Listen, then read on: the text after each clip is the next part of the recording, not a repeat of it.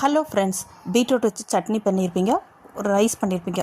எப்போவாது beetroot வச்சு gravy பண்ணியிருக்கீங்களா? கண்டிப்பாக ட்ரை பண்ணி பாருங்கள். இது அவ்வளோ நல்லாயிருக்கும். நம்ம சேனலில் யாரெல்லாம் சப்ஸ்கிரைப் பண்ணலையோ மறக்காமல் சப்ஸ்கிரைப் பண்ணிடுங்க. இதுக்கு நான் ஒரு பீட்ரூட் கட் பண்ணி வச்சுருக்கேன். கூடவே உருளைக்கிழங்கு போடணும். நான் அது கொஞ்சம் பட்டர் பீன்ஸ் இருந்தனால அதையும் ஆட் பண்ணியிருக்கேன். இது எல்லாத்தையும் போட்டு குக்கரில் 3 to 4 விசில் இறக்குனா காய் வெந்துடும். அதுக்கப்புறம் நம்ம கிரேவி ரெடி பண்ணிக்கலாம். இதில் பீட்ரூட்டில் இருக்கிற ஸ்வீட்னஸ்ஸு, நம்ம புளிப்பு, உப்பு, காரம் 3மே சேர்ந்து இந்த கிரேவியில் வரனால இந்த டேஸ்ட் கொஞ்சம் டிஃப்ரெண்ட்டாக இருக்குங்க.